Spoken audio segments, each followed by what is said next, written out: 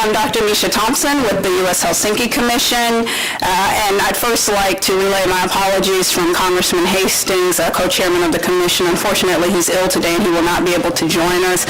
I'm going to read his prepared remarks, and then we're going to go ahead and begin the roundtable discussion. One of the first things is just for the microphones, you need to push the button, and the light will come on, the red light will come on. In terms of the interpretation, on Channel 2 there's English, and on Channel 3 there is French. And these, again, are the remarks from Co-Chairman Hastings. Good morning. Welcome to this Commission discussion on minorities in France. I understand that a number of you have flown a long way to be with us, to be here with us today, and I'm pleased that you are here, especially the members of the European Diversity Caucus. I would also like to thank Ambassador Roman for joining us here today as well from the French Embassy. And as many of you may know, the Commission has long followed the situation of minorities in the 56 North American and European countries that make up the region of the Organization for Security and Cooperation in Europe, or the OSCE. Increasingly, concerns around immigration, terrorism, and national identity have elevated racial and ethnic minorities to the center of national debates in many OSCE countries. Recent events, such as the opposition of the Ground Zero Mosque, threats to burn the Quran, and immigration laws adopted in Arizona and elsewhere are examples of how these issues have been pushed to the forefront in this very country. Conversely, Roma expulsions, banning face veils, and promises to deport 30,000 illegal immigrants in addition to other proposed changes to immigration laws are taking place in France. While I perceive such events in both situations as wrong-headed political maneuvers, in particular in the case of the discriminatory policy of targeting Roma for expulsions, I would argue that there is a danger to politicians, the media, and the public at large if we focus only on these issues. Minority communities are part of the larger fabric of society, and we are all put at risk when those who seek to divide for political and other gain are allowed to define conversations regarding our communities. Both of our countries are hosts to vibrant, racially, ethnically, and religiously diverse minority communities that have made great contributions to our societies. Despite discrimination and continuing inequities, we have seen members of these communities rise to leadership roles in our societies. I am pleased that we have so many prominent guests here today who have done so in France. As we discuss the situation of minorities in France today, we should remember to broaden our focus beyond recent negative developments to include some of the positives and how best to learn from both situations.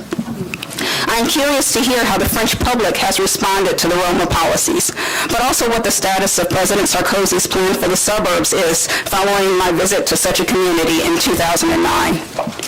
In terms of combating extremism, are banning face veils or focusing on increased education and employment opportunities for Muslim and other minority youth the solution?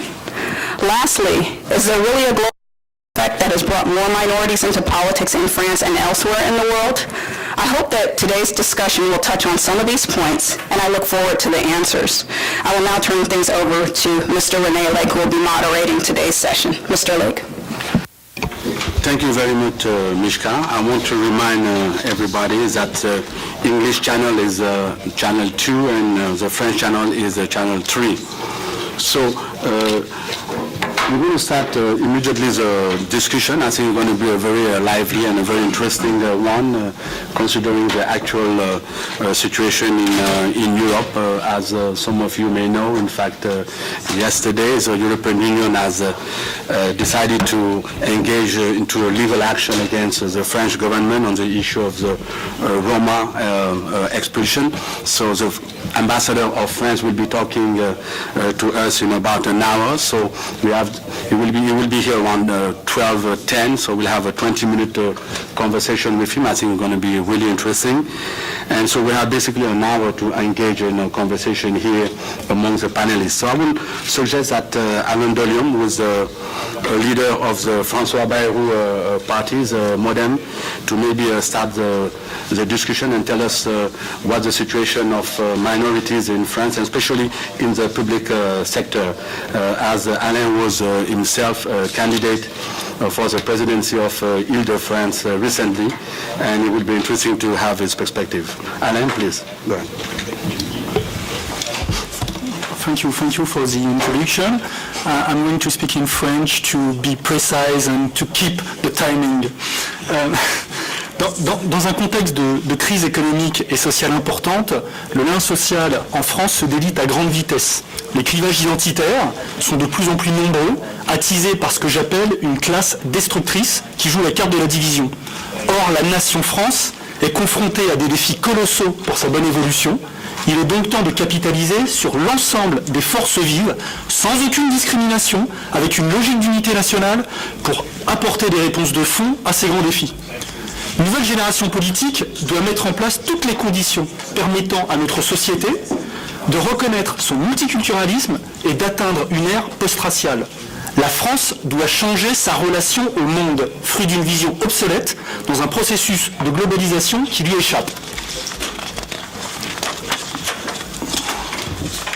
Parmi les nombreux défis auxquels notre nation est confrontée, j'ai choisi d'en partager 3 avec vous, qui me paraissent comme étant des défis clés pour le devenir de notre pays. Le premier problème clé auquel la société française est confrontée réside dans la lutte sans relâche contre le poids du déterminisme social. Le déterminisme social rend la société française statique sur le plan social et économique. Une partie de l'explication est liée à la politique d'éducation scolaire qui est trop articulée sur la reconnaissance de la seule intelligence académique. De fait, cela discrimine toutes les autres formes d'intelligence. In fine, les classes populaires, qui ne disposent pas du même héritage social que les classes socialement élevées, elles sont discriminées. Ces classes sociales élevées, étrangement monochromes, au sein d'une société qui pourtant est multicolore depuis longtemps. Les jeunes issus des flux migratoires, ou d'une manière générale non blancs, deviennent eux-mêmes surexposés à l'échec scolaire au regard d'un héritage social souvent différent. L'objectif d'une politique d'éducation devant être de former les générations suivantes à l'économie du savoir, de la connaissance et de la prise de risque. De plus, nous devons envisager un aménagement du territoire basé sur une approche mettant l'individu au centre de cette politique et non les lobbies politico-industriels. Une approche d'aménagement du territoire qui ne vise pas à organiser la ghettoisation par classe sociale ou groupe ethno-racial. Cette approche, que nous avons baptisée « bassin de vie », a pour principe de réduire les déplacements en rapprochant le travail du domicile, accessible à toutes les bourses, ainsi que les services administratifs. Cette approche suppose de réaliser les conditions de la création d'emplois sur toute la surface du territoire, avec une politique volontariste dédiée aux entrepreneurs et à tous. J'entends par là ceux qui sont victimes des discriminations à l'embauche et qui souhaitent créer leur propre entreprise, leur propre emploi. J'entends par là ceux qui sont issus des minorités visibles, habitant la plupart du temps dans les quartiers victimes de la discrimination géographique ou autrement dit la discrimination spatiale. Le deuxième problème clé auquel est confrontée la société française, c'est dans l'exercice même de sa démocratie. Nous devons redynamiser cette démocratie en rétablissant la représentativité de la France réelle, c'est-à-dire une France plurielle, non monochrome, au sein des espaces politiques et institutionnels. Les partis politiques doivent clairement mettre en œuvre une politique de la diversité qui va bien au-delà de l'effet d'affichage. C'est-à-dire ne pas cantonner les jeunes issus des minorités visibles, les jeunes politiques, à des combats électoraux souvent perdus. Not to place these people into situations where they would only based on their social and ethnic origin or create the cliché that will improve their profile. The young people from the minorities are competent on issues much more than diversity or the neighborhoods. They're also capable of talking about economic issues, budgetary issues, of public health or environment. To be black does not necessarily mean that you are a good minister for the sports. Finally, to give a new impetus, democracy must favor the emergence of a local democracy, the only one which is capable of involving a greater number of citizens, regardless of their ethnic or racial group. And the third key problem to which French society is confronted, in my view, is the definition and the implementation of a harmonious pension policy, which is solidarity amongst the generations.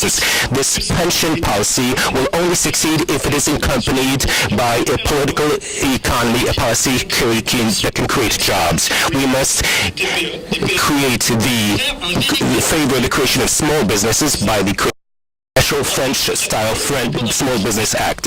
We have a need for entrepreneurial capitalism. We entrepreneurs who come out of these minority ethnic groups, they have to have access to funding for their startup projects in the developmental phase, and this is much more complicated for them than for other entrepreneurs. These entrepreneurs can find investors here in the United States, and they understand more than anyone else the value of a project before considering the pedigree of an entrepreneur. Finally, create a really French-style Small Business Act will allow these companies to have to public contract, because oftentimes these companies are poorly located, and these small businesses whose manager oftentimes has a foreign-sounding name. These three problems to which the French country is confronted have much of the solutions among most of the workforce of the country. Without multiculturalism is a underexploited asset, and this profile, these people represent as much as the other French the future of our country. Our country is by essence undivisible, whereas we are divided by a destructive class whose only ambition is oftentimes to be able to keep power and to do it with an unshared manner. Thank you very much.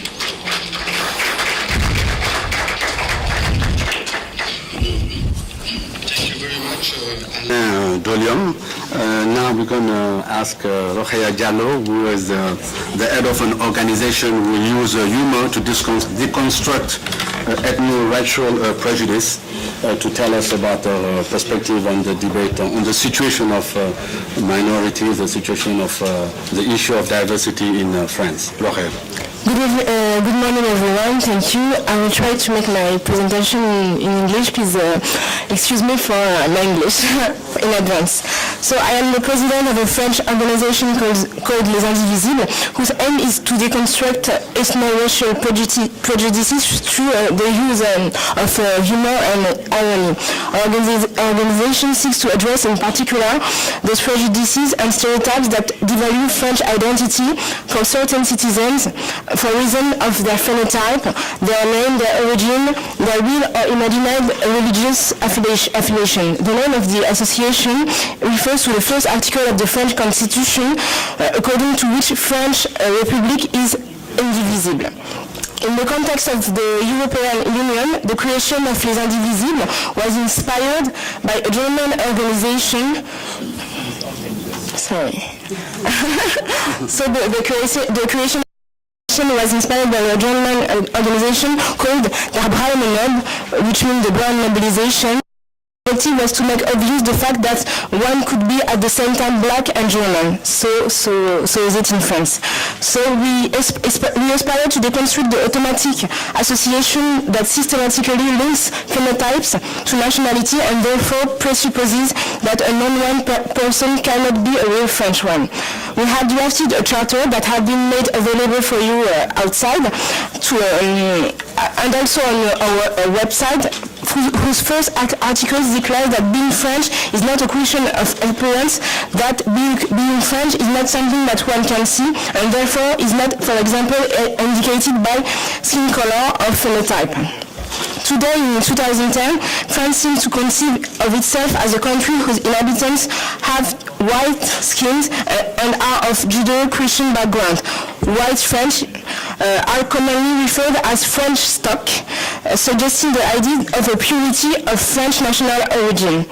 Those who do not correspond to this racialized archetype are considered as foreigners or paper French, which constitutes a major difference from the United States, where skin color does not lead on to an automatic supposition of foreignness.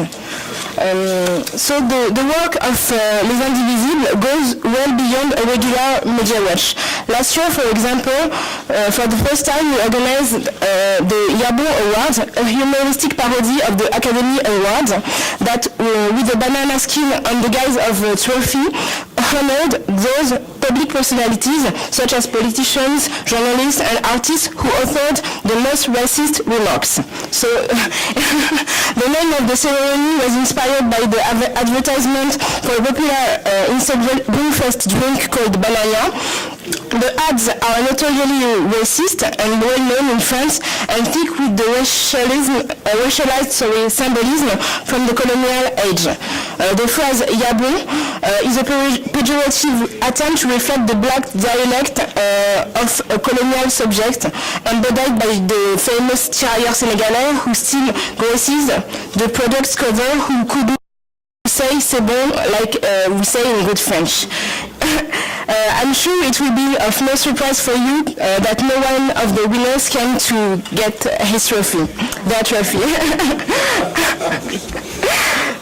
The goal of Les Indivisibles is to fight against the trivialization of prejudice that are largely propagated and maintained by the media and public figures whose power inflict harm and disseminate disaccord towards French people and this power is great given the considerable public exposure. We aspire to confront the media and public figures with their responsibility associated with such power. So we point out the main sentences pronounced, especially by our actual government, by his specific politics against Roma people and people from Muslim background.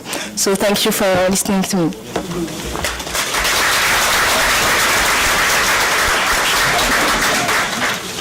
Thank you, Rokhaya. Il y a bon discours, Rokhaya.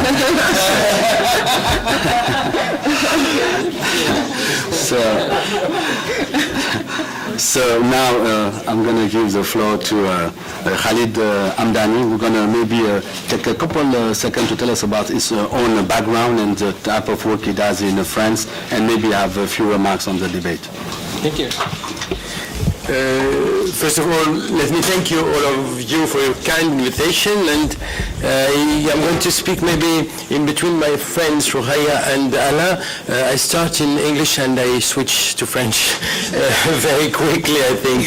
And I apologize, of course, for my very low command of English. The problematic of the status of minorities and in society, and I had a little experience of these questions by my background, academic background, and my job in my institute, and also I had 7 years political experience. But the status of minorities, I think, in the long term of history is linked to nation and civilization and their own experience. But what we are talking about today, what we are interested by or involved in is a dilemma, in fact. It's a dilemma of democratic nations and societies.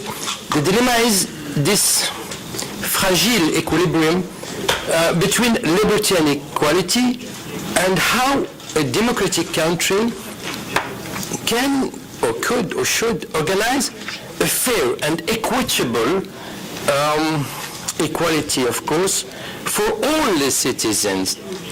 Tocqueville, I think, spoke about that a long time ago, and John Rawls, but in the former legal system is democratic, of course, but in fact on the ground it was, and it's still, in France, of course, it's still, and in Europe in general, a system of domination. The domination of women, the domination of ethnic minorities, where all these groups are dominated, and today, in the democratic societies, USA or Canada, France or Germany or Great Britain, the question is how to be equal effectively without this existence of a kind of symbolic social hierarchies. This symbolic social hierarchies, I think, je complète un peu ce que tu as dit en quelque sorte, is the real problem in my opinion. I mean, the most difficult problem to solve, because in face of this challenge, European or American responses are definitely different according to their social frameworks or of their society, the frameworks of their society. In France, the concept, and Rokhaya said that, of minorities or communities do not exist in the dominating thought, in the legal system. This is a myth. Oh, yes, it's a beautiful myth, but it's a myth indeed. Even it's a French Republican myth, but it's a myth. The reality is so different. The reality is that every French can see in the street is that the minorities exist significantly, and the minorities and the communities are there, but we deny their existence. They exist without existing in the symbolic social hierarchies. They don't exist in the theoretical political South and in the legal system, so subsequently there is no public policy for minorities. And so the question of minorities is reduced to a social welfare issue. It's not a political issue. So far, it's not a political issue. The minorities could not have the power, political power, voice, and could not share it. There is a huge discrepancy between what is said and what is expected, and this discrepancy is the most important problem. And I'm afraid I'm obliged, in the few seconds I have, to switch now in France. This discrepancy is so awful that it obliged me to switch.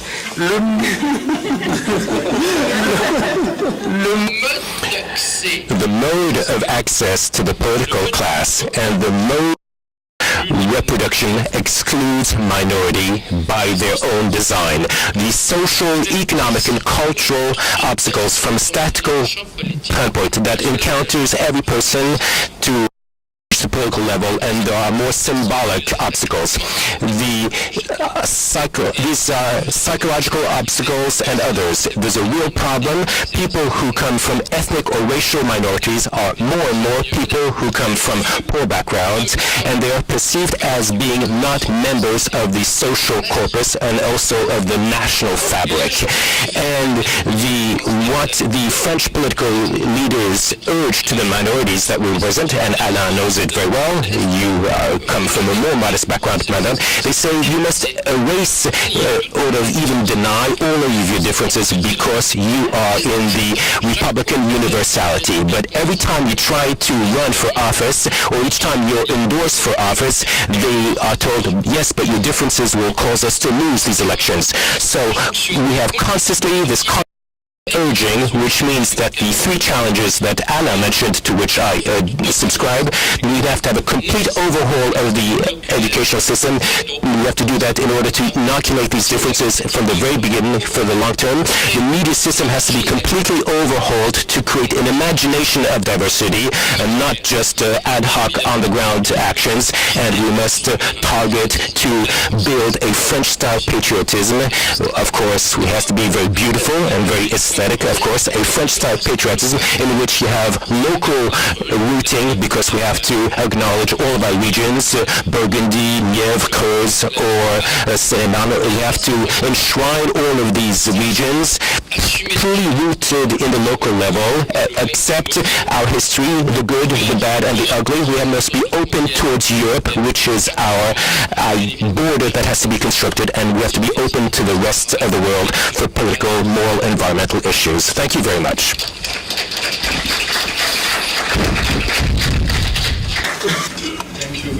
Khalid Amdani for this intervention, and especially your question on institutional challenges you have in French. I'm sure that a lot of people here would like to maybe ask you a question or comment on some of your statement. So now I'm going to give the floor to Jackie, Celeste, and André. We're going to give us, I guess, a private sector perspective on the issue. Yeah.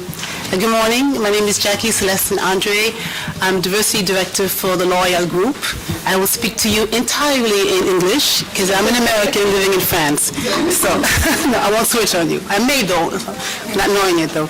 So thank you again for this opportunity for us to talk about L'Oréal diversities policy as it relates to creating an inclusive environment for all diversities in France. So I'm here, as Renee mentioned, to give a private sector example of how we are managing diversities and all the issues we have in France. So firstly, to start, L'Oréal as a company has built its identity around strong values. Among them, diversity is a strategic asset for the group in terms of creativity, innovation, and performance. as we are a cosmetic company, the number one blagging company in the beauty industry in the world.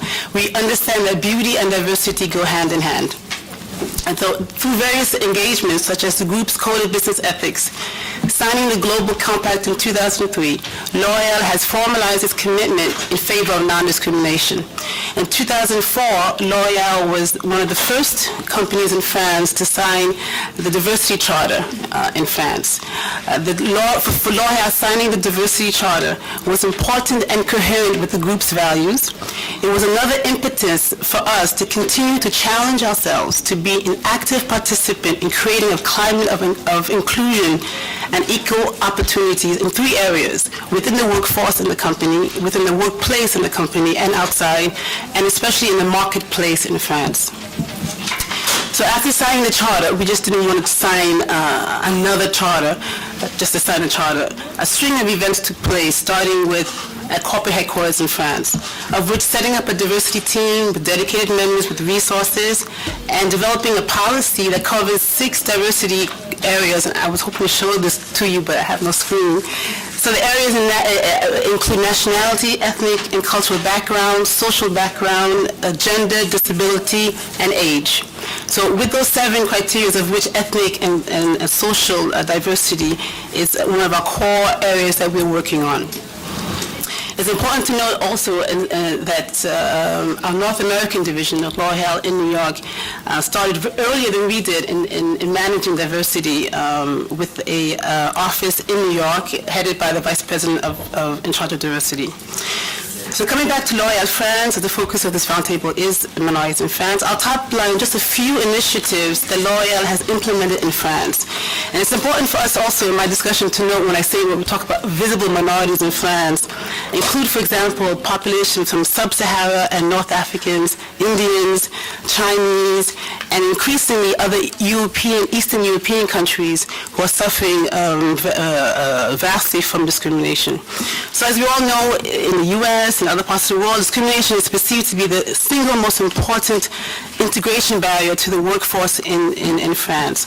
To counter this, L'Oréal has developed or participated in a number of internal, external initiatives with public and private stakeholders to promote equal opportunities in the workplace, workforce, and in marketplace. Unfortunately, I don't have enough time to go through all our initiatives, so I'll share a few of them. So in the workforce at L'Oréal, team diversity, a mixture of origins and backgrounds and talents are the keys to our company's success.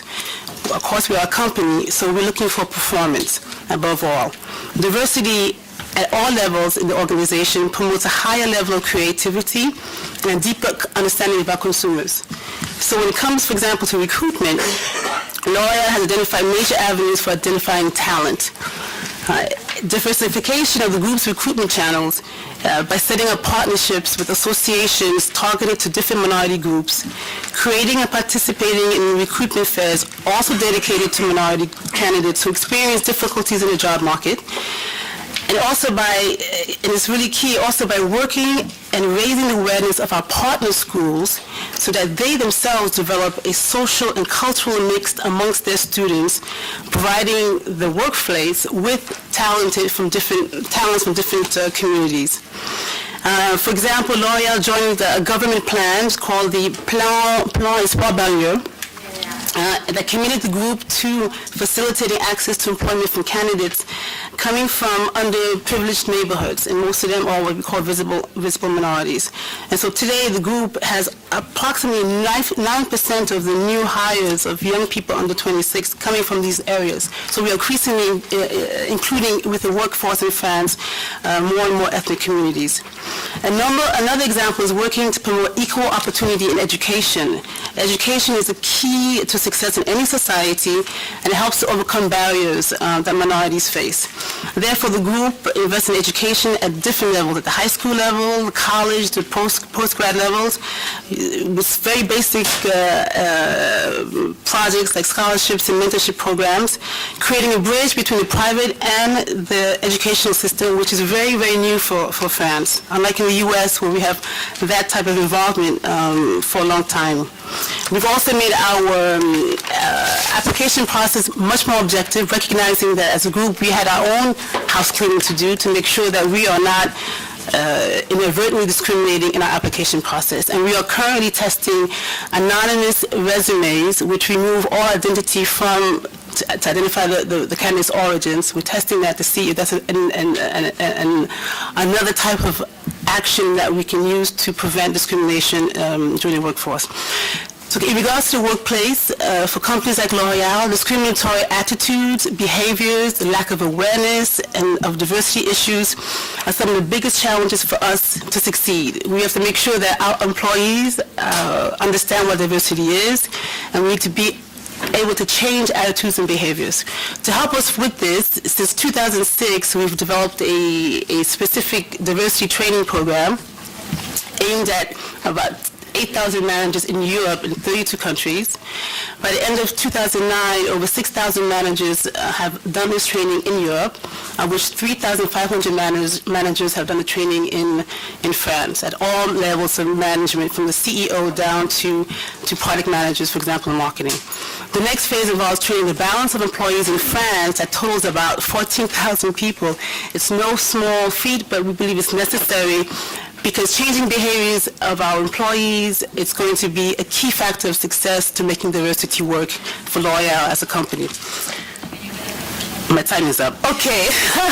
One last thing, we are fostering, one last thing though, as we are fostering a climate of social inclusion of minorities in France through imagery. It was mentioned earlier that advertising is key and media is key. So we're making a point of using models in our advertising that reflect the diversity of beauty. L'Oreal, with brands like L'Oreal Paris, Maybelline, Garnier, Lancôme, Sochine Carson, to name a few, help us to project imagery of minorities in France that reflect the social diversity in France. We're not just using white models, but also Black, North African, Indian, and Asian models in France.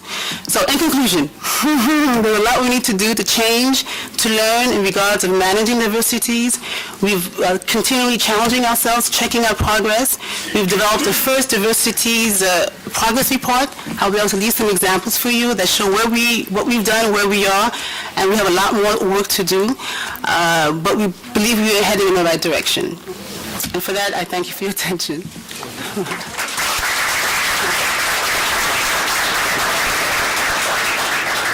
Thank you very much, Jackie.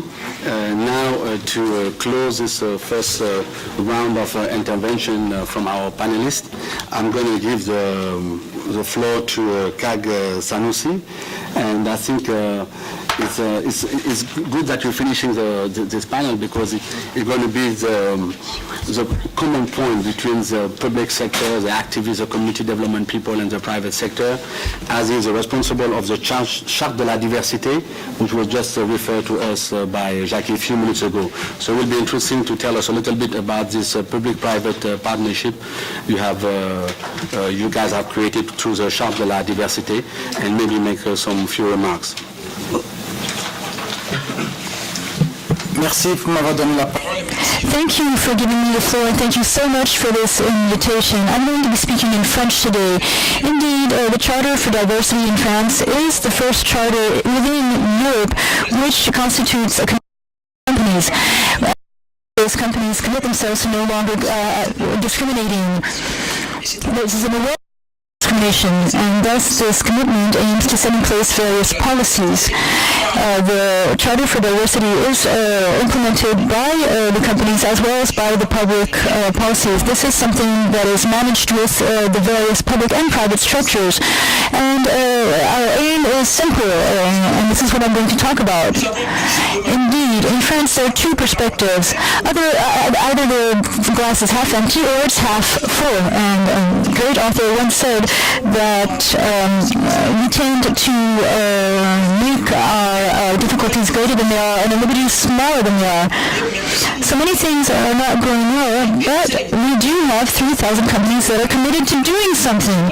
Indeed, the fight against discrimination and promoting diversity that is part of management. We can't just say it's going to happen. Indeed, there are stereotypes that block things. There are certain representations that go all the way back to slavery. And they're often linked to very hands. For example, you might not like a given person, and then you'll just build your representation of that person, and you will apply it to all other people. Thus, the 3,000 companies in France that are committed to this charter, including L'Oréal, have started training their employees, indeed, to fight against discrimination. And in order to promote diversity, you need to know what you're talking about. A surgeon is not a moderator, and a dancer is not a mountain climber. You need to know, you need to call a spade and know what you're talking about. And so here in France, among our signing companies, we have about 70 companies that are commended, and they have already started working on the management process. How do we recruit employees? How can we ensure that when I'm recruiting somebody, I'm simply focusing on the values and not on other factors? And so in France, this has started. And we want to ensure that people like Anna, Rokaya, Khalid will be the field, and we need to support them. The companies, whether these companies are private or public, and we need to incorporate the notion that including diversity is not something you're doing just because it's nice. We need to really understand what's happening, and we must not reject others, and by not rejecting others, that means that we accept ourselves. And in order to do this, we need to ensure that we're walking together hand in hand in order to create a unified momentum and show the way to others, and that's what's very important. I'd like to conclude by calling upon you to exercise caution, whether it's in France or in the United States. We need to have these points of caution, and by that I mean our own individual responsibility.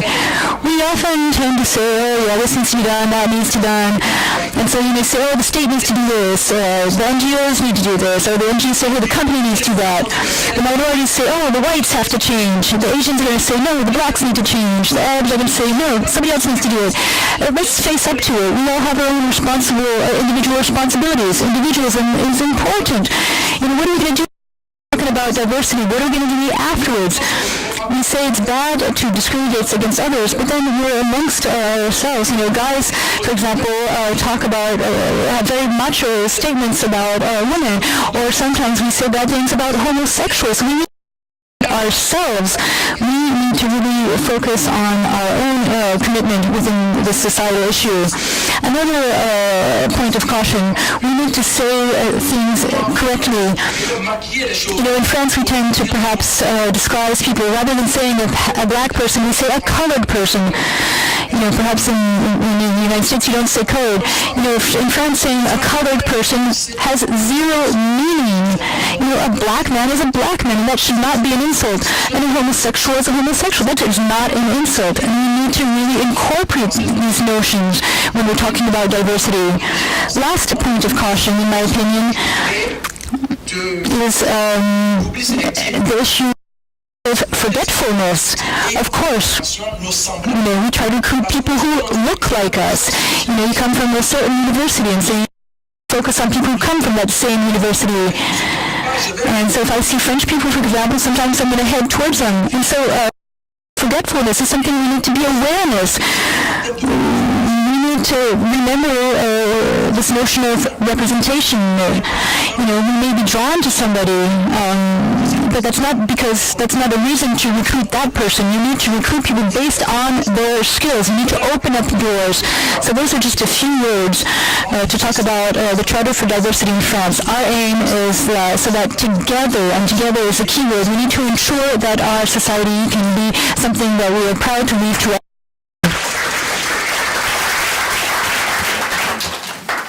Thank you very much, Kag Sanusi, for this intervention. So, as I had mentioned at the beginning of this discussion, the ambassador of France is here. He did join us when we started this conversation, Ambassador Pierre Vimont. He will be speaking in about 20 25 minutes. But of course, if he wants, he's welcome to also answer to some of the questions and interact with some of the people in the assistance if some people have some specific Just a second. question to him. Sorry, Congressman Watson's actually about to make a few remarks. Okay, all right.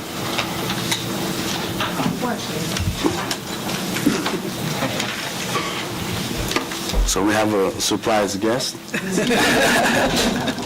So I'm going to turn the mic to Mishka, and she's going to tell us who was the surprise guest and what's going to happen now. Good morning. I could not help but to step inside the room. I'm Congresswoman Diane Watson, a former teacher way back in my other life, and I taught school in France. So as I was coming, I think many of you know that this is the week that the Congressional Black Caucus holds its forums, and then on Saturday night we have a major dinner. And so right now we are in the Congressional Auditorium talking about our mission and how we can move from poverty into prosperity. And so it's very interesting listening. I was trying to pick up a few words here and there. It was way back in the year 19... that I was there in France as an elementary school teacher, and I wanted to see how much of the French I could still remember. I got every 10th word. But I want to say to you, I think it's really essential that we discuss this whole issue of race.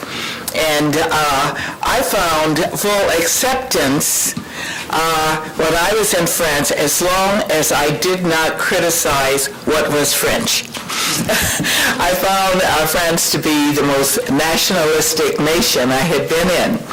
So my friends, who were not minorities, they were of the majority party, they would come in and look around and might say something that wasn't quite complimentary. And I would have to say, if you want to be put out of this place, change your conversation. But we see France as a very strong ally, accepting people from all over the world. And but in this country, we need to have that discussion. And so to have the commission raise the issue of France and race and those that go there and live there, I think is essential. We should model ourselves off of the Helsinki Commission and have a discussion in America about race. It is that time. And I want to say we just had a speaker, and it was the Secretary of Agriculture, and you remember the Shirley Sherrod incident. Well, that's going to turn out to be a benefit because many of the poor farmers in the southern part of our country never got their 40 acres and a mule.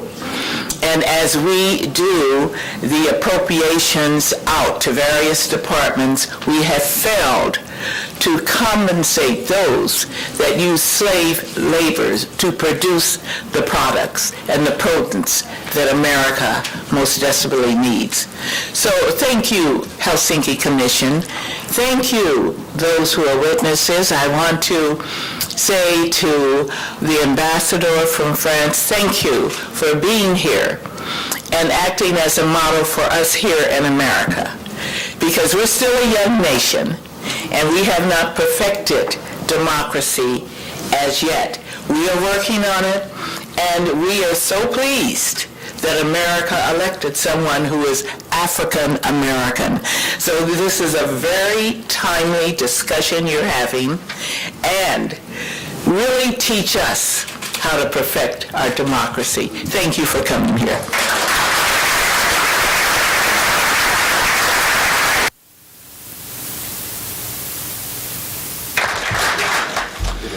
Thank you very much, Congresswoman Diane Watson. So now, as I was suggesting earlier, so we're going to open the floor to to all the participants, and whoever wants to make a comment or maybe ask a question to a specific panelist, or even maybe to the ambassador of France, please do so. There is a handheld microphone somewhere around here. If you are sitting in a place where you don't have access to a microphone, just raise your hand and we can give you a microphone. So we're going to start. You want to, please, I suggest that you tell us your name and introduce yourself very quickly before asking your question or making your comments. Yes, I'm Terry Gibbons. I'm a professor at the University of Texas at Austin, and I've been studying these issues in France for many years. Most recently, I've been in France studying the issue of discrimination, and I'm wondering what is the current perception of anti-discrimination policy. I know that ALDE seemed to be having some successes, the equality body in France, but was going to be pressured to become part of the Défenseur des droits by I know it was passed in the Assembly and it's being considered in the Senate, so I was wondering what first the perceptions and then what the situation is with the equality body. Anybody want to take on that question? Khalid? Okay. Okay, please go ahead. Alors, il faut distinguer. There are several distinctions to make. So the preamble to the French Constitution is extremely clear concerning the notion, the principle of non-discrimination, and the positive positive treatment. And that is clear, and there is absolutely no ambiguity in terms of France's position. We also have the law of 1972 from Cleveland, resistant, regarding penalties when somebody commits discrimination. And this is a penal fraud. So we need to distinguish the evolution from the European framework of 1997 and the Amsterdam Treaty. And there's also all the other modifications that have occurred thanks to the directives. And so the legal framework, the regulatory framework, and of course French public law is very important. So the French legal framework, in fact, perhaps overprotects real supposed victims. That being said, we have this extraordinary framework which looks at civil and penal and public rights, but after that we have reality in terms of the effective application of these laws and the effective sanctions. And here we have a huge gap, a huge discrepancy, and the lack of repression against discrimination in France. And of course, there has been the education of high authority against discrimination, and this is something that's implemented by directives. And so the most symbolic is, of course, the British one. However, we need to keep in mind is that the French framework exists in theory. However, it is impeded by mentalities, and so there's a huge gap between the law and the application of the law. And in fact, unfortunately, there are no radars that can really catch people who are committing discrimination frauds. I'd like to add something to that. In fact, we have discrimination against certain people, but we talk about the way people talk, and in terms of that, regulations in France are not very effective. In fact, our Ministry of the Interior was penalized by a judge the discriminatory remarks, yet he has maintained his post, and yet he was determined by the courts to have uttered discriminatory words. And so I think in France we really need to address this issue and this discrepancy in terms of the treatment. Comments on this, on the answer you got, or any other questions? I see some hand there. I don't know if you can have a microphone.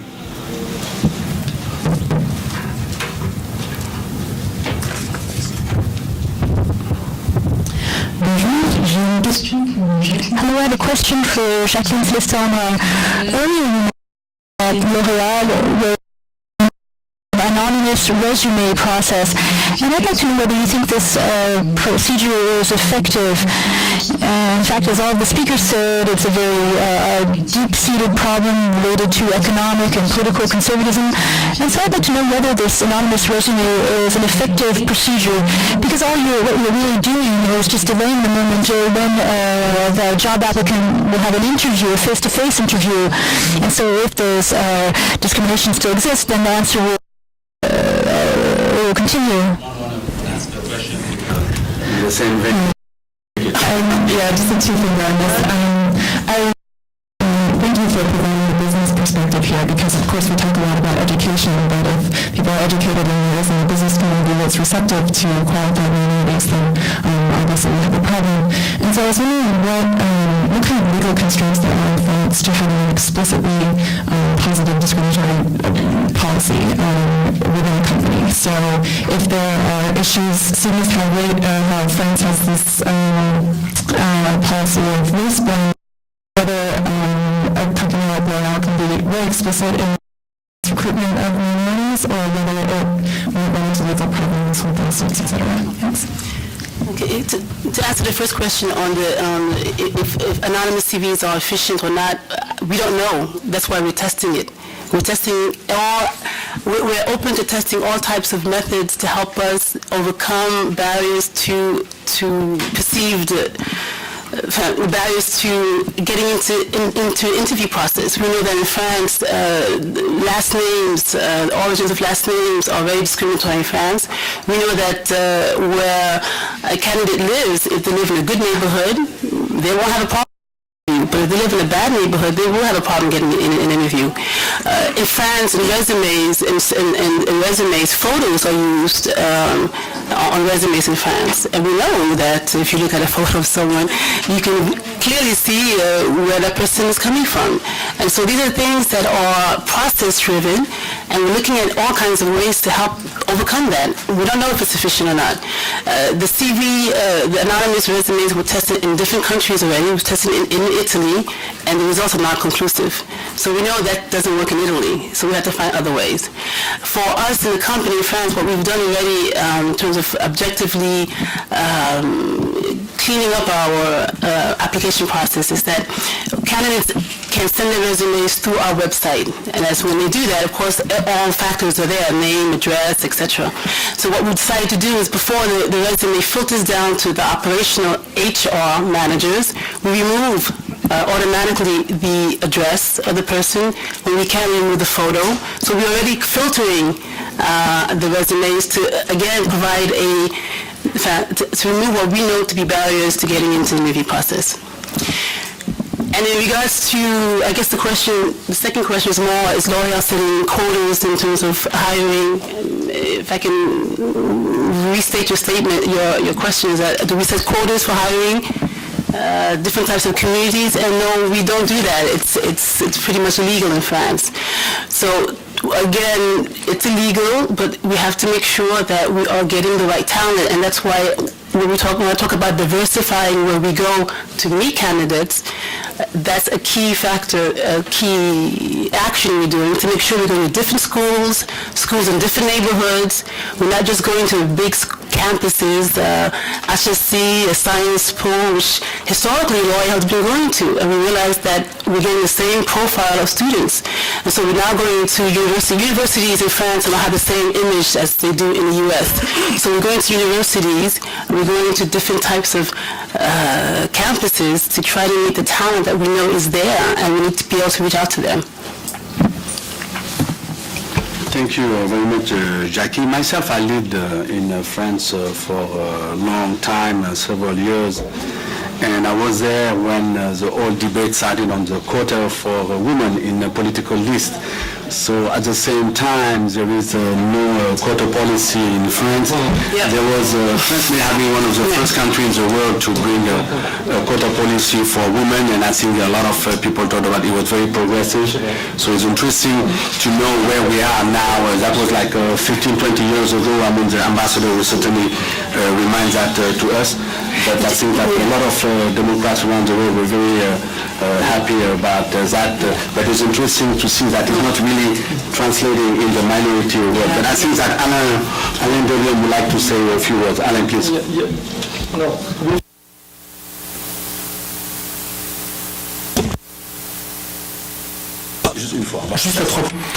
I would like to talk about society. We talked about quotas. Quotas are indeed one of the central issues that are being dealt with in the French Republic. And when I talk about the Republican space, what I mean by that is that via this expression you have part of the answer when you talk about the problem of quotas in France. Because in fact, according to Republican values and according to our Republican Constitution, we are told that quotas would indeed outside of the law and that quotas would not be suitable in a Republican situation. But we have a basic problem. Just imagine we are all talking about the issue of diversity. We're all talking about the need to acknowledge a multicultural society in order to move towards a post-racial society that will allow us to live better all together. But how do we do this? If you do not know at the startup phase, if you cannot identify the range of the problem, identify the people who are subject to discrimination, identify the value of these policies, the effectiveness, which will indeed allow you to improve the situation. I don't know if you can call these quotas, I don't know if you can call these measures. At any rate, there's a quantitative element which is lacking in our system as it stands, so as it's considered upfront in France. And then I would like to talk about quotas once again, because today I had a career in a big corporation. I won't mention CBS and DHL, two large American corporations, because very quickly they recognized two things. They said if they wanted me to become a senior manager, but to become one of the CEOs and leaders of the strategy of the group, they said that it would be better if I went into North American companies. Nonetheless, when I worked in these North American companies with their representatives in France, I had once a month I was on a quota basis and a revolving basis in the management board, and our role was mostly to be working with white men, 55 years old, who came up out of the great schools and of the great establishment institution, and these people are no longer esteemed because now we believe that it's the fully normal and logical of the French elite.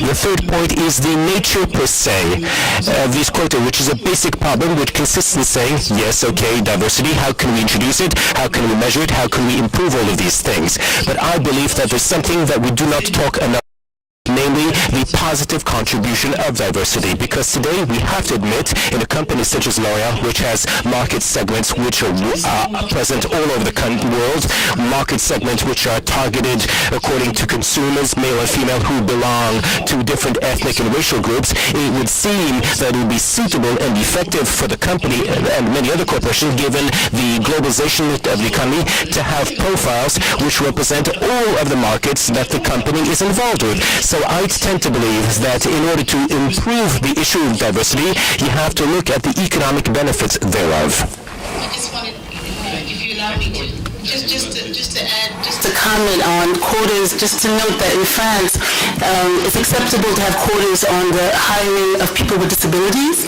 So in France, it's a legal requirement. I forget the size of the company that has to be 6% of the workforce has to be people with disabilities. There's a new quota that just came out. I think we mentioned it in terms of the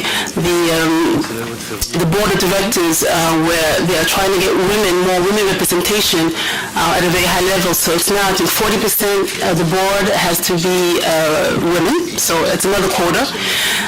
And there's recently a new quota that's passed in terms of age, because in France there's a huge problem with age discrimination if you're over 50 years old, employment, retention in employment, as well as evolution.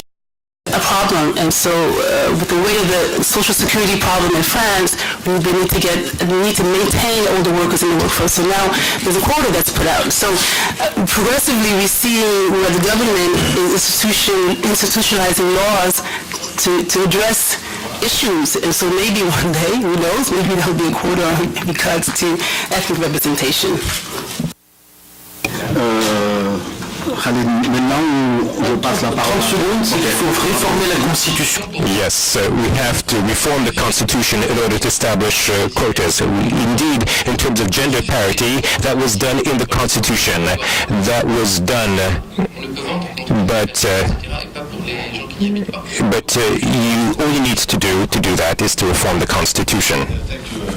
Khalid, I know that there is a lot of people I think the debate is heating up here. So Reda, Didi, maybe you want to introduce yourself very quickly. Merci. Yes, good morning. I'm Reda Didi. I'm the chairman of the section which works on working class neighborhoods on these issues of discrimination. So the issue of companies has several points in terms of elections and the companies. Recruiting, you have to know that we are in an area, we have legislation and labor laws in France which protect very much the employees.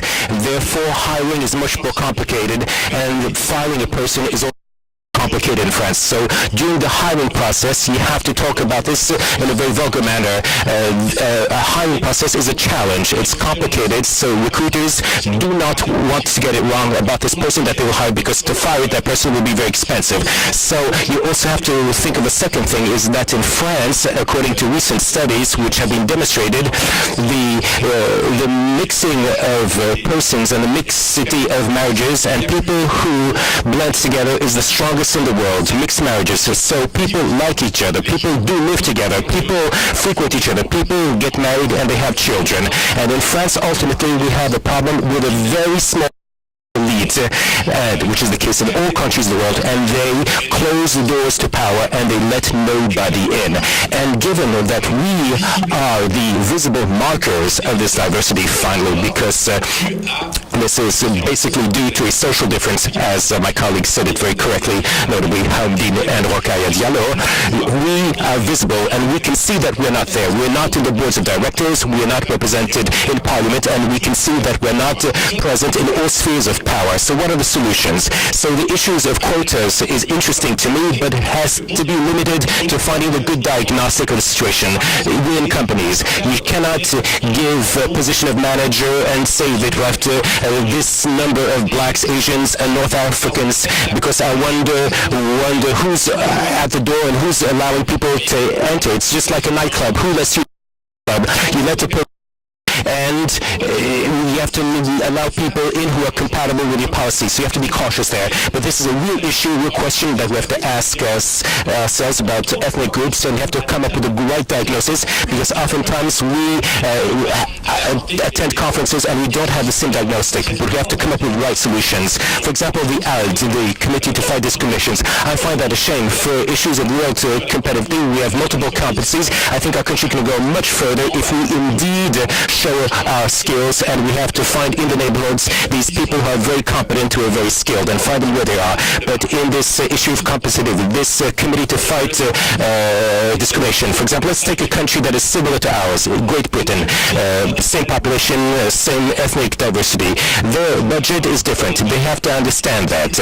For example, I'm not saying that we have to work on affirmative action. We must first of all work against discrimination and sanction very strongly people who do not respect the law, because many companies in my country play the game and they are advancing their logic. But there are other companies that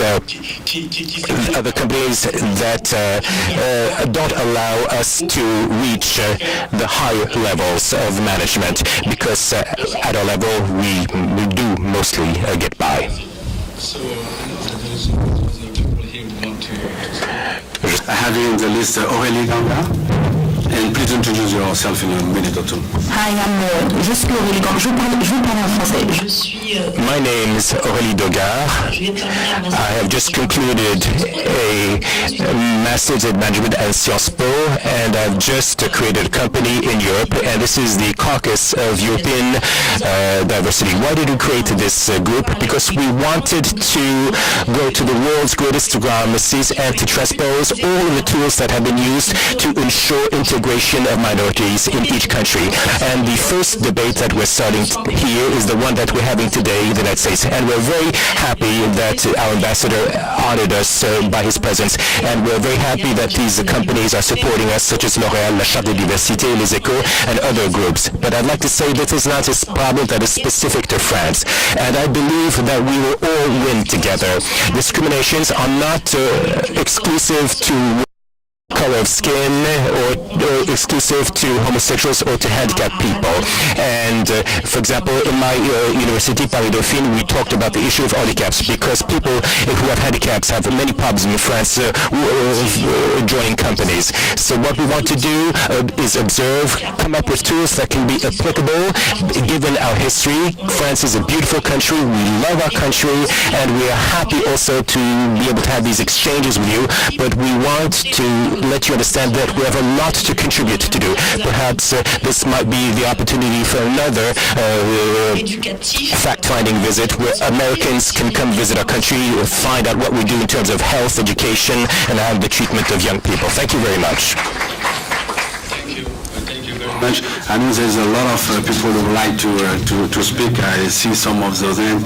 But I just would like to remind you we have just 20 minutes left, and the ambassador of France is supposed to do some closing remarks. In general, after the closing remarks is the end of everything, but I understand from the protocol of the French embassy that the ambassador is interested in taking some question after his remarks, so I guess we want to keep maybe like 15 minutes. So we have another 5 minutes, so I suggest that we make quick comments or quick questions, and we go around and finish with the panelists and give the chance to the ambassador to speak.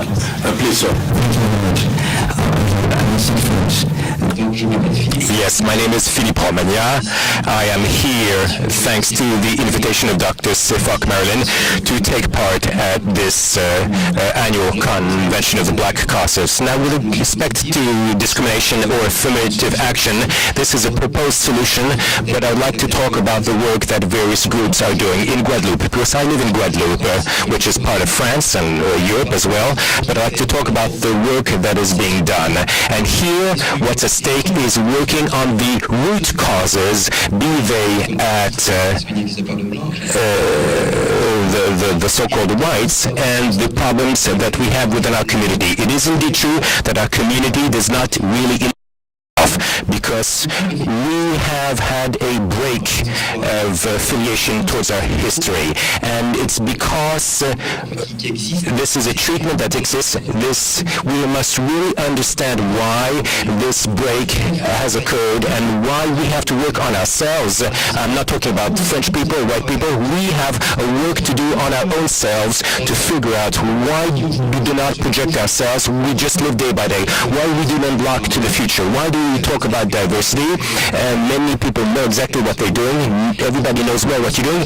But very people from the West Indies who mobilize themselves because problems. We don't know exactly where we come from, and I think in the United States, African Americans in the U.S. do not have this problem of break of the origins.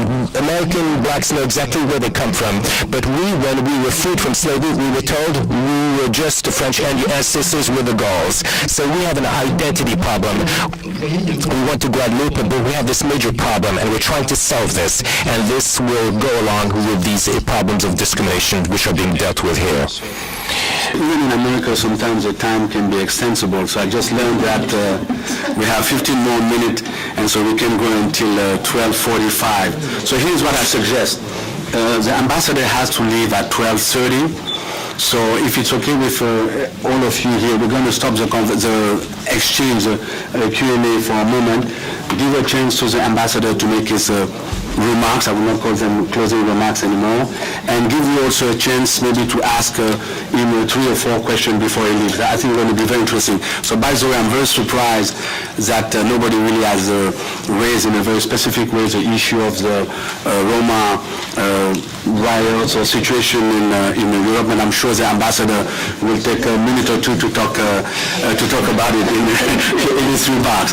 So yeah, I understand. So maybe a last comment, and we'll give the chance to the ambassador to speak. Please, go ahead. I'm Marilyn Sefok. I'm a professor at Howard University, and I'm a French and American citizen. So I had the opportunity to observe both societies with regards to the issue of race. And one thing that I just want to point out in the French context is that there is people are afraid of two things, especially in the elites. Afraid of statistics, because the statistics refers to history, to a painful history of gathering statistics about the Jewish people, for example, for very nefarious aims. And another word that people are very afraid of is communautarisme. It's a very bad word in French. So I don't know whether the discourse has to change, but in order to diagnose a problem, you need to have statistics. For example, we all know when it comes to wars, minorities in France are disproportionately represented among the casualties, whether it's World War I, II, or even in Afghanistan. So statistics in a way are important, and there is a need also to change the discourse with regards to the word communautarism.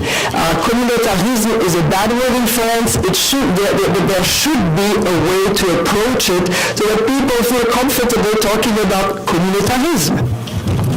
All right, thank you. I thought it was a specific question on the Roma, but I understand where you're coming from in terms of communautarism, which is a key issue regarding the Roma people. One of the critical piece of information, I'm sure most of you have it, is a couple of days ago the French government had to change one of its administrative, I don't know even the word in English, circular, you call it in French, affidavit, basically giving some instruction from the Ministry of Interior and take out the word of Roma, who was specifically mentioned in that document.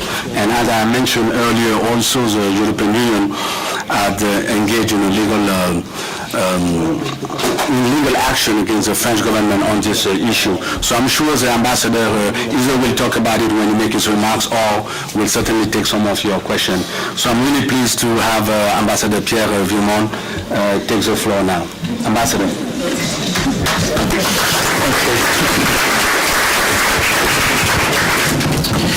Thank you, Mrs. Lake, and thank you for your very kind engagement to speak about the Roma community. I will. But before that, I would just like to say one or two words about what I've heard up to now. Because I think it was, I'm telling it really candidly and frankly and sincerely, I think it was a very interesting debate. Typically the kind of debate that we need to have on such difficult issues as the whole question of discrimination. Try to avoid heated exchanges or controversy, as we can see here and there. And in other words, try to keep our nerves and try to understand really what it's all about. My second observation, and I would go totally in agreement with what Marilyn Sofocle just said, this is also a question of culture, very much so. I totally agree with you. There is something always a bit surprising when you hear that in France, if you would like to have statistics, figures, legal figures about community, this is not allowed. This is illegal. And we cannot go along that. But this goes back to a long culture precisely of what, as you said very rightly, sir, what is in the meaning, in the way we think about our republic, what is at the heart of the French nation and what France is all about. We're moving along that way. What has been said about quotas slowly creeping in here and there in our legislation, mostly for disabled, for women and some other people, this is slowly moving in. What has been done, for instance, in the field of education with the Institute of Political Science, which is also a little step, I think, in the right direction. The whole question, I think, is twofold, is how far can we go and move slowly French society and French mindset into the right direction. It takes time. It's a long-term process. And maybe we're quite impatient quite often in France, but I think this is really what it's all about. And the second point, I think, which relates to also another great characteristic of our country, and that's why I was very interested in what was said to us about L'Oréal, is that usually in France, everybody hopes that the state will do everything, that the government is going to do everything. The government can do what was precisely said a few minutes ago, can put the framework, the legislative framework. But then it is also a question of the responsibility for each and every one of the French citizens to make the whole thing move in the right direction. Once again, it's a long process, but I hope, and I'm quite sure about it, that we're heading in the right direction. Just to give one example, which always impresses me very much in France, at one point we had those difficult situation in the suburbs, and people had the impression that we're going to see more and more difficulty and tension between what one could call the Muslim community and the rest of the society. And to the surprise, I think, of many people and many observers in France, things have not gone in the worst direction. For many reasons, but one of them is that the marriage between the different community is growing. The number is growing, which I think is a healthy sign of the French society. I think another feature of the French is they always like to criticize their own country. We're champions in that field. Let's look, of course, at the glass which is half empty, but let's look also from time to time at when it is half filled. Now to the Roma community, if you allow me. Here again, let's try to avoid heated exchanges as we have seen maybe and heard in the recent days. A few facts to try to help everybody to understand. First of all, in legal terms, there's nothing as such as Roma community. There's nothing in legal terms as a Roma citizen. Those people are citizens quite often from European countries, Romania and Bulgaria for most of them, and they must be treated as such from a legal point of view. Secondly, there is nothing like any kind of collective action against this so-called community. We're not targeting that so-called community because we're not allowed by law. Not only French law, but European conventions, the Charter of Fundamental Human Rights that we have signed and ratified, the Convention of the European Council. French law also are forbidding any kind of collective expulsion. So it is not this problem that we're facing. What we're facing is the question of taking measures against individual citizens from, as I was saying, mostly European country, that are creating a problem related mostly to public order or to other questions that have to do sometimes with trafficking here and there, robbery, etc., and that we have to deal with that, and we have to deal with it under our legislation and under the very strong constraint of great, very strong legal oversight and judicial oversight.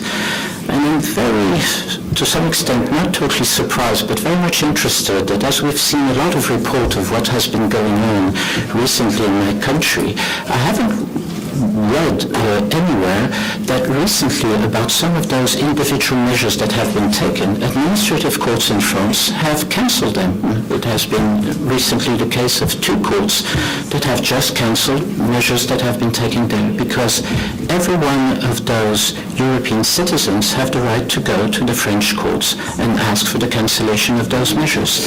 And this is watched very carefully by our court. Lastly, another point. What we're doing quite often to help those so-called Roma members of the Roma community to return home, we allow for not insignificant allocations, financial allocations, for them to go back home and even to reinsert themselves in their society. Something like $400 to go back home, and sometimes more than $5,000, even more, to start a business or to set up their home when they go back there. And what was very interesting recently when 2 members of the French government went to Romania and tried to see how we could try to cope with the whole issue, their Romanian counterparts told them it's not surprising that so many of our citizens come to your country because you're giving them great facilities in financial terms. So you should maybe think a little bit more about what you're doing. So you see, I think it is a little bit more complicated than what is usually said. I think, and I would like to stop there because I hope the discussion can go on whether I am here or not. But I think what is really interesting is that we're facing, in fact, a major problem. The so-called Roma represent today 9 million citizens all around Europe with great difficulty of integration in their own national societies, whether it be Romania, Bulgaria, or other country.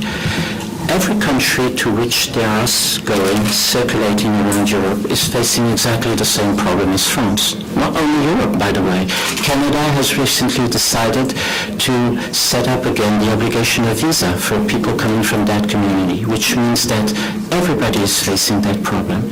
And the main problem I think we all have to face in a responsible way is how can we help that community through financial means, through every kind of possible assistance. How do we help those people at last to settle peacefully and with a real significant degree of stability to insert themselves and to integrate the society to which they belong? And I think that's the most important. This is where we have to keep on discussing with the European Commission and our European partners. Let's be honest. France set up a conference when France had the presidency of the European Union in 2008 about that issue. Many of our partners didn't show great interest into it. Spain did it again during the first half of this year, also set up a conference to discuss more about the whole issue about the Roma community. Nobody paid much attention to it. So I think we really have all together to be much more aware of the kind of issue we're facing there and to try to find a solution all together. I'll stop here. I've been quite too long and I apologize. But Mr. Lake, it's all back to you. Thank you very much, Ambassador Vimont. I understand that you are willing to take maybe a couple of questions. I know you have about 5 more minutes. Is it okay? Yes. All right. Okay. So I will suggest that rather than making comments, because we don't really have a lot of time, the Ambassador has just 5 minutes. So we'll just take questions and a few questions and to the Ambassador and before he leaves. Sir, please introduce yourself, please. Yes. I'm Allison Blakely. I'm a professor of European history at Boston University, and I'm engaged in research on the history of blacks in European history primarily. Mr. Ambassador, I'd like to first thank you for participating in this discussion. My question is really simple. I think you're correct in assuming that many of us do see the policy that's being pursued concerning the Roma as directed against a group and not individuals. I'm just wondering, is it your impression that the majority of the French public also sees this as directed against individuals and not against the Gypsies and the Roma? I would say it very much depends where you live. For a lot of French citizens who live in small towns and who have in the suburbs of that town or that village representatives from the Roma community stationed there, usually in an illegal position on grounds that can be either public or private. For those people, it seems that something is wrong there and that we should take the necessary measure against that group. But for, I think, many other citizens who live far away from that reality, I think they are more of the opinion that we're talking about individuals. And I think that this is the whole problem that we're facing with discrimination in general terms. It depends very much on the kind of awareness that you have to that issue, whether you see it in a rather abstract way and you're able to look at the different concepts and to see how you can try to solve that issue in a responsible way, and people who are living in a very much more practical way with that kind of issue and facing it day to day. Thank you. Yeah, one of the privileges of being a moderator is you ask people to only ask questions, and you don't do that, which is what I'm going to do just right now. Just to echo what the ambassador said, I was very surprised. I read this very good French newspaper, Courrier International, and there is a poll in Italy where 80% of the Italian ask for the expulsion of the Roma people, and 90% of them are Italians themselves. That just shows the kind of the complexity of that issue in Europe. I know that the gentleman next to the professor would like to ask a question too. Can you take two other questions? Thank you. My name is Suhail Khan, and I'm a senior fellow with the Institute for Global Engagement, a religious freedom think tank. And so my question is regarding religious freedom in France and the move to ban crosses, yarmulkes, and headscarves for women. I know that there are some who see that as something of a liberation for some, but of course, as Americans, we see it as a religious expression and freedom of expression. What is the status of that issue right now in France? Is there any possibility for change or reform? Ambassador, just before you answer, maybe we can take another question, just because I'm looking at the time. I understand you're very tight on time. I saw that somebody else wanted to ask a question somewhere here. No? Okay, I'm sorry. So, Ambassador, please.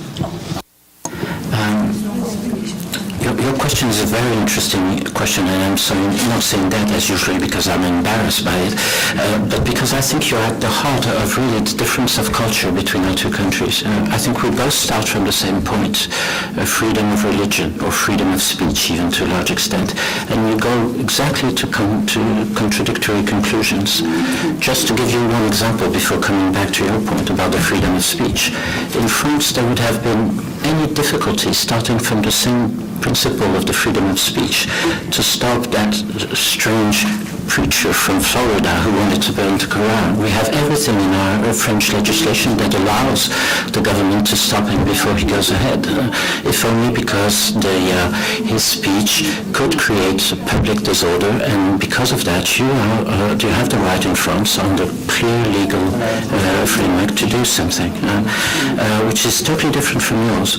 With regard to the freedom of religion, I don't think there is much hope for the time being, at least, that we will change that legislation on scarf, because in fact everybody thought that would create a lot of tension and it would be very difficult to implement that legislation, and to be honest, this has not gone too badly so far in France. Everybody has thought that after all it has been done in a very practical way.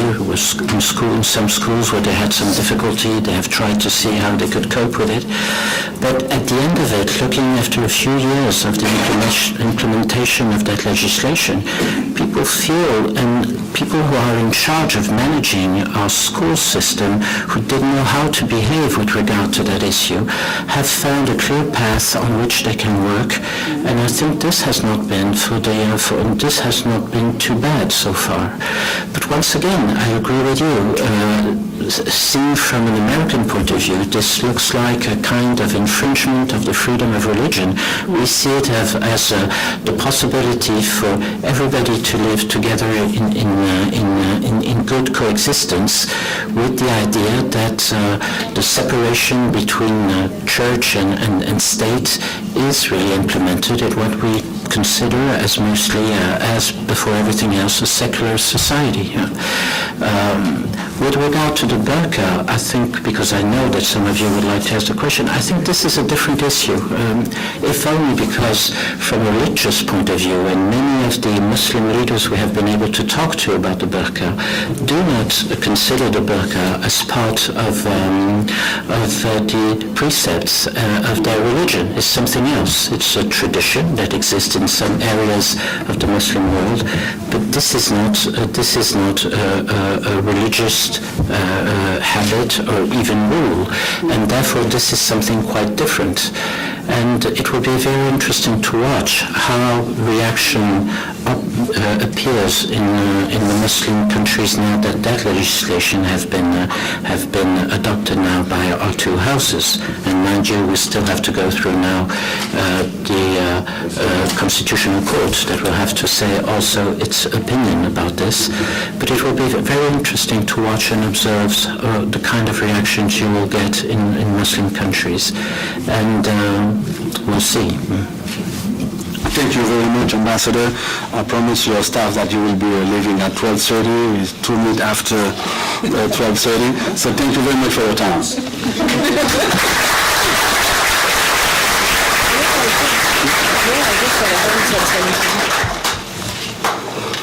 Okay, so I know there were more questions and comments on the discussion, including on some of the statements made by the ambassador. So the audience is welcome to intervene. I know Khalid, you wanted to say something and intervene at what point. I know Alain also, Rokhaya.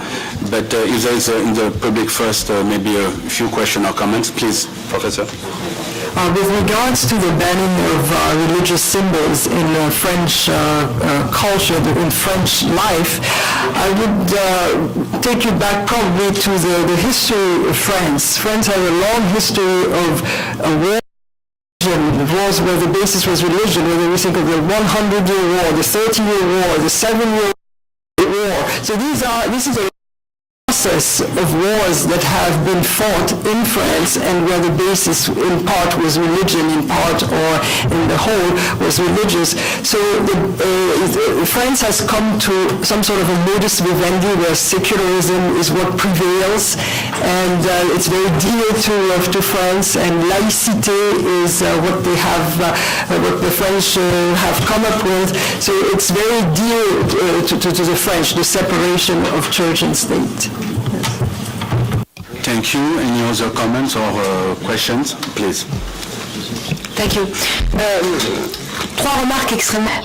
Three quick observations. Well, first of all, I'm Mrs. Brunard. I Paris Dauphine University, and I work at a non-profit organization that works on diversity issues.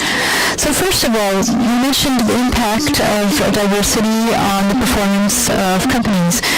It seems to me that when you're in France and when you're in companies, well, of course, the economic dimension, in order to make anything you say credible, you want to promote minorities and diversities, that's important, but you need to do diversity needs to go beyond fighting discrimination and to a much larger reflection regarding an individual's social and moral performance, economic performance of the companies. In fact, companies that do discriminate and that embrace difference are in fact more creative. They have far more innovation. So not discriminating goes well beyond being simply a legal obligation. When we've talked about the strong legal framework in France to fight discrimination, but diversity is also a very important economic driver provided this diversity is properly managed. So that's my first comment related to on discrimination in France. So in France, as we said, we have a very strong legal framework, but perhaps we are lacking this citizen awareness and awareness on the part of victims to point out that there has been discrimination. And so people need to learn how to denounce discrimination and to go to the proper authorities in order to do this. Being discriminated against is a very strong violence to individuals. And so when we talk about affirmative action in France, of course this goes party to Republican values whereby all citizens are equal. And in that manner, France and the United States are countries that were born out of revolutions, out of fights for emancipation, and thus the notions of freedom and equality are extremely important. That being said, diversity measures should not be confused with quotas. When you want to diversity, you're trying to measure discrimination, in fact, and it means having a very objective awareness. And here the academic procedures that can be used to highlight, to pinpoint this discrimination, as well as diversity, which is present but which is also often undervalued. So these three dimensions are very important, and so I'd like to thank you again for this very interesting and enriching debate, and which shows that there are certainly good ideas both in America and France, and I think it's important that we share those great ideas. Sir, je suis journaliste. I'm a journalist, chief editor of a newspaper from Guadeloupe. I'd like to mention 2 points. We talked a lot about politics. We talked a lot about entrepreneurial willingness. We did not talk about the power of the media. But the media, what are they? They represent the... Just a quick example. In my newspaper this morning, we received a memo from a deputy, a political representative in Guadeloupe.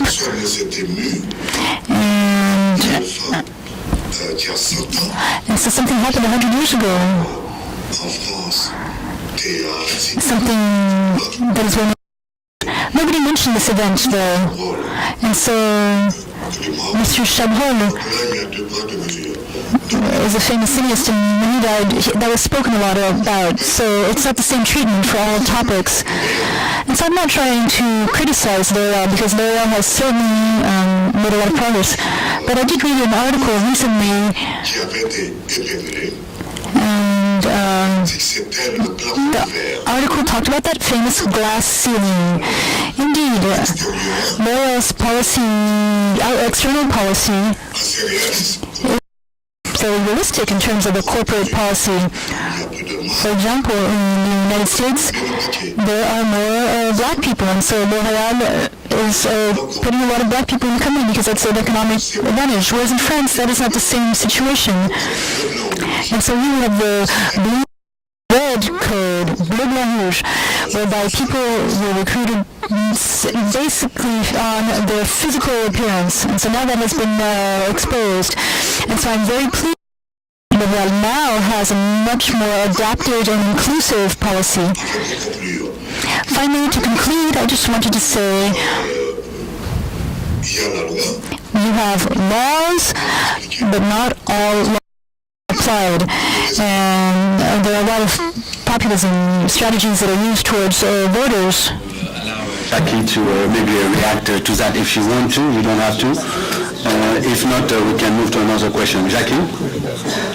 I'm not quite sure if I understood all your comments regarding L'Oréal, but just to put the facts straight, si vous voulez, je peux vous en parler en français. What did I say in French? It's really important in terms of what you said regarding discrimination. Well, we need to be very concise and precise in terms of what has happened. In fact, L'Oréal was denounced, but that's because we're L'Oréal.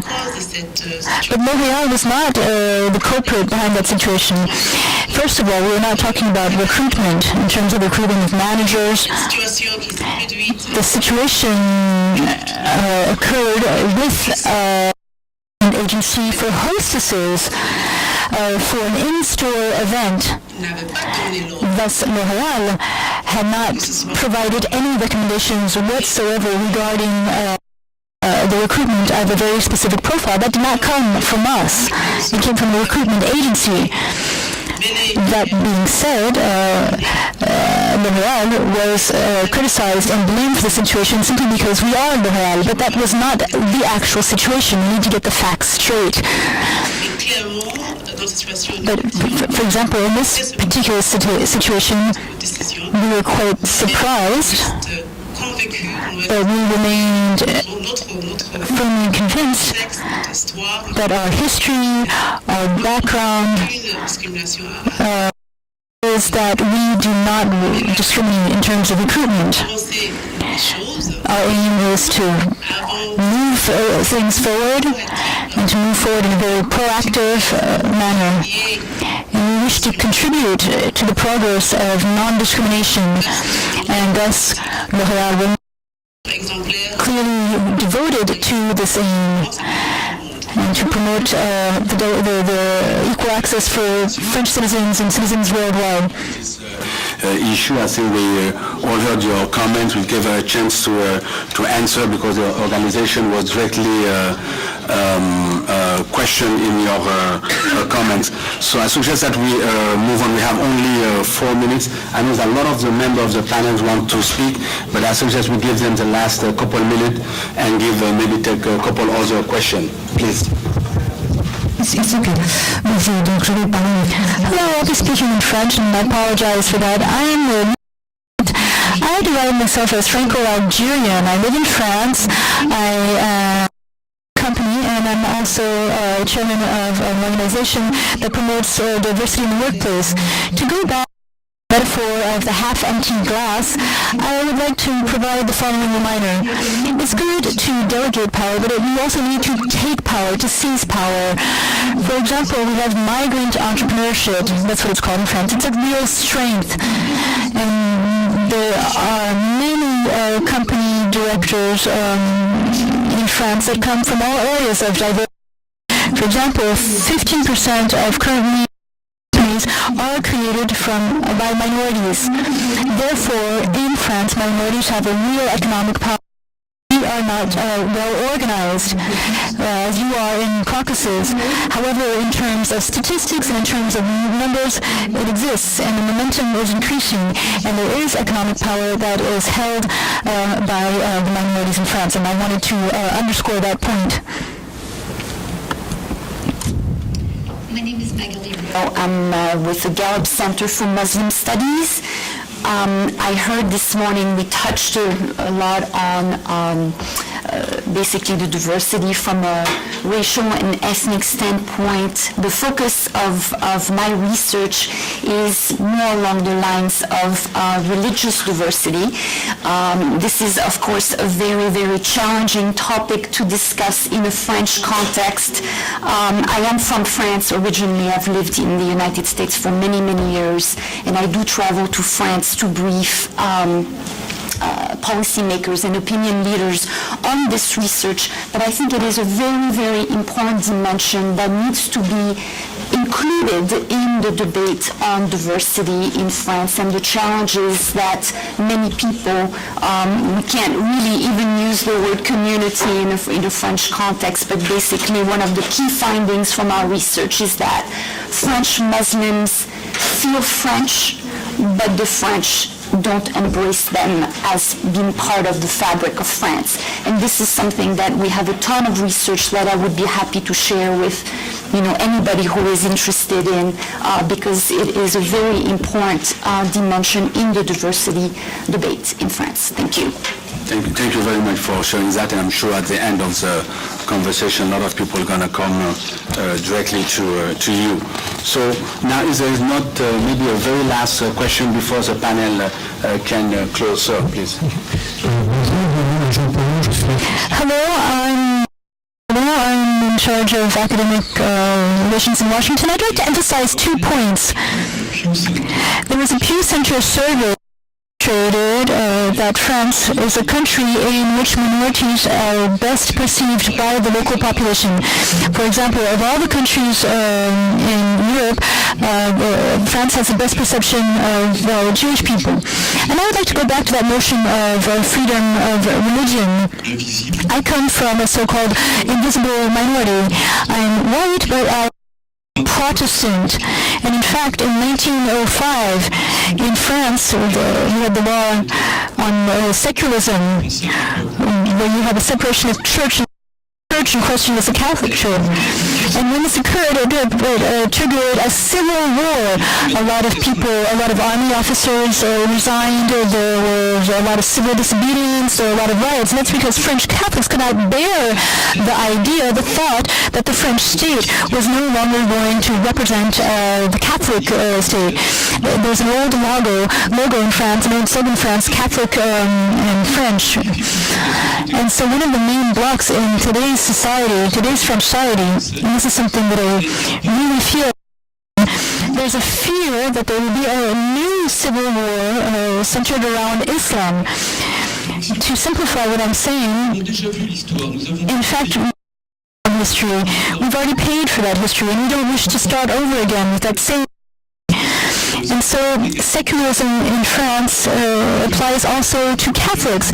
And so, for example, a fervent Catholic who works in the French educational system needs to really integrate himself or herself into his or her working environment and needs to accept certain restrictions. So that's just my personal opinion. It is not the embassy's opinion, but it's the opinion of a historian, which is what I am. Literally have, minus 3 minutes, I should say. So we're going to take really 30 seconds for each of the panelists. We want to make a last comment, and I'm going to turn over the microphone to Mishka Thompson from the Helsinki Commission. Rokhaya? Moi, je voulais réagir sur la question des médias parce que I wanted to respond to this notion of the power of the media. There's a real disconnect between the media and action. There's been a lot of talk about the problem about the Roma, but it was actually triggered by events that happened in France.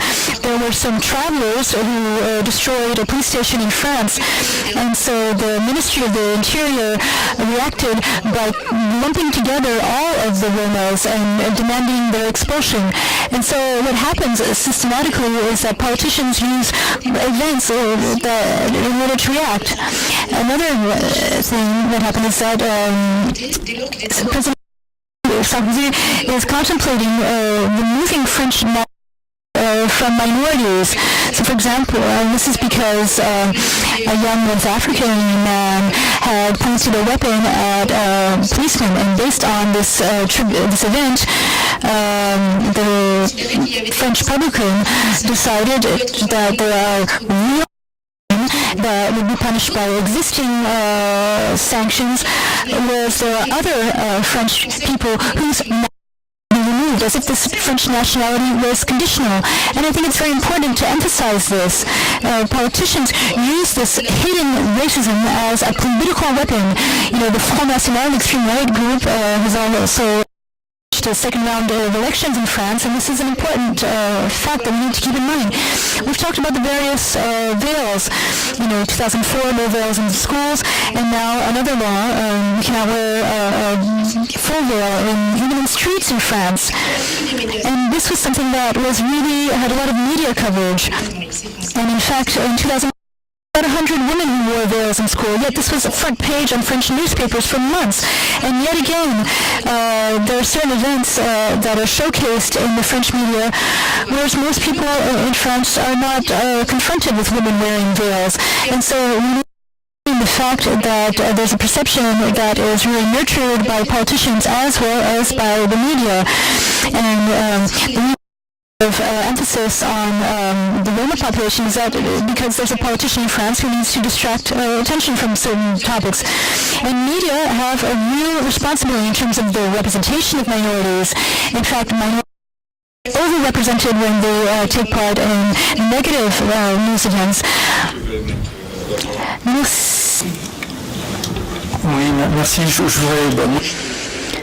Thank you. I'd like to go back to what was said, and I agree with much of what Rokhaya has said. In fact, when I was talking about the current situation in France and the three drivers that we really need to use to move things forward and to really have a true multicultural and post-colonial society, well, I emphasized this idea that we needed to have a new political class, but I'd like to go even beyond that. We need to have a new creative. We need to have people who can rethink French society in a real breakthrough manner, and they need to be able to make these measures tangible. Among other facts, if I limit myself to that creative class and that political class, well, I believe that a political class in France, to which I belong, needs to stop having an approach that focuses on events, on news events, and so it's like a judge that enables politicians to create a cleavage. But we don't need segmentation. We don't need cleavage. On the contrary, we need national unity in order to build a society that is more balanced, more just. Because in France, we certainly need to move our debates, and we need to stop focusing on media events, news items, and trivial events. Bon, je suis évidemment d'accord avec beaucoup de ce que vient. I, of course, agree with much has been said by my colleagues.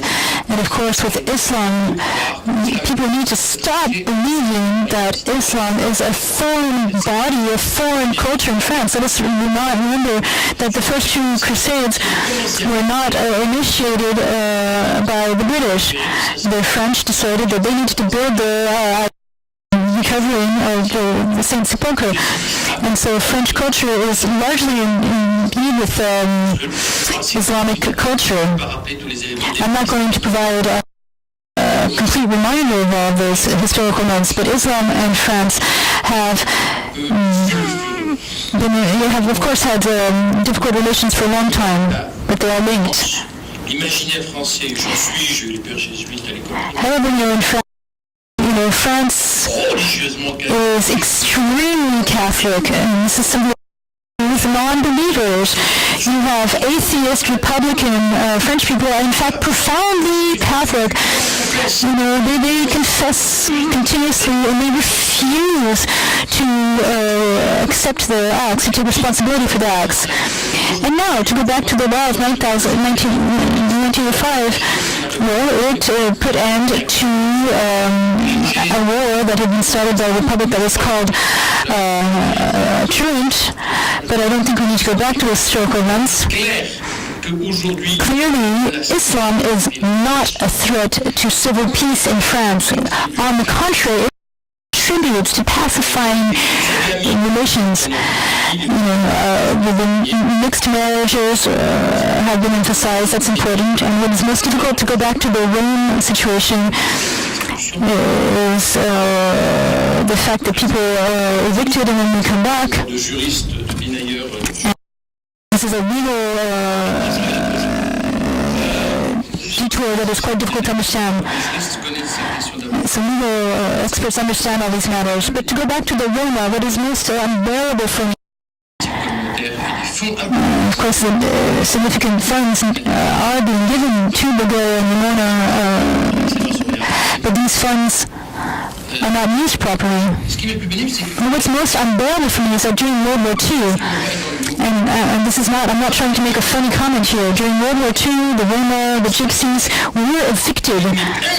And so unbearable, and I really emphasize that term, unbearable. It is quite unbearable for me to see how they are being treated yet again. They were sent to extermination camps.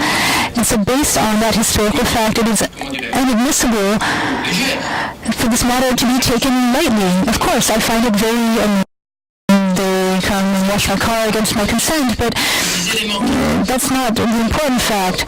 Our everyday comfort. I apologize, I'm being very passionate about this, but I feel strongly about this. And Gypsies have already been exterminated and evicted by Nazi Germany, and so we really know that we do not go back to the horrible imagery for those people.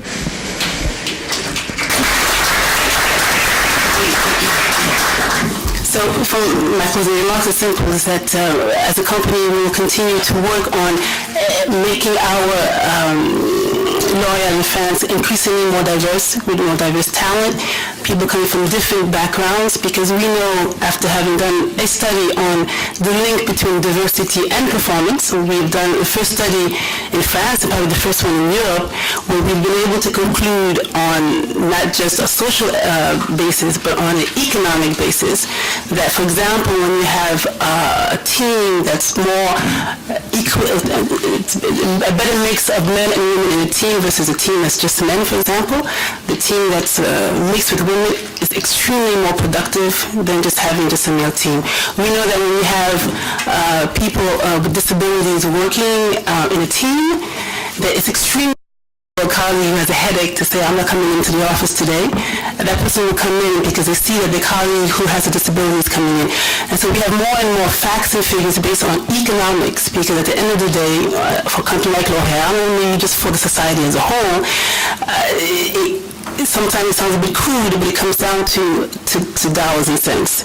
And so we will continue to enrich ourselves with talent and promote that talent, because it does bring value to the company, and as a whole, it will bring value to the society. I don't personally, that's my personal point of view, I don't personally think we will be able to get rid of discrimination. It's inherent for years, centuries, and I think the goal is to make sure that in the environment that we are in, that we can keep our thoughts or behaviors that are discriminatory outside, and while we're working together, that we can go through a common goal for a common goal. And that's basically the focus is going forward and trying to work collectively for, at the end, if it helps society, that's great. And I think that's the bottom line, would be great, but we need to move forward and work collectively. Wonderful. Thank you, Jackie. For 45 seconds, Jackie, you have the floor. Jackie is good. I'm going to be brief. First of all, in terms of employment, it's a fundamental issue in terms of diversity. When you have a job, you have personal stability, you can integrate, you can insert yourself, and so being employed is extremely important. That's why it's so important in France.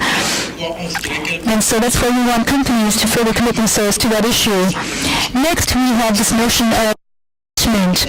When to shining the charter of diversity, we ask you whether or not you've done something. If you haven't done something, then you are excluded. And nobody likes to be excluded. For example, we did not find that the media were committed enough, and they have media organizations find the charter. It's very little.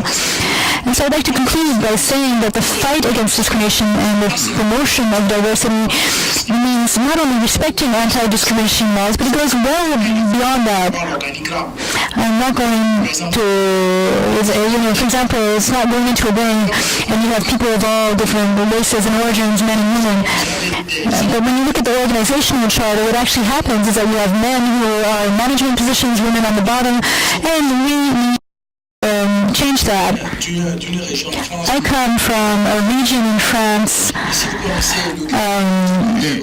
in which rugby is played a lot, and is the opposite of and unfortunately often yaka means somebody else should do it in French, so somebody else should do it.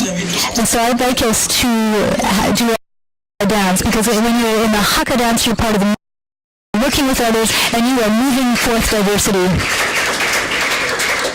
Thank you, Kat. That was a great way to close this panel discussion. I'm sure most of you guys have received this note. There is going to be basically a prolongation of this conversation at Howard University tomorrow, Thursday at the same time, and we started today at 11 a.m. at the Rathbunch Center. And it's going to be a conversation around blacks in Europe and the political process. So I'm sure that you guys can continue the conversation there. I'm going to turn the microphone to Mishka Thompson, but also I would like to thank on your behalf the Helsinki Commission for organizing this very interesting and very lively debate, and maybe ask you a quick applause for the Commission.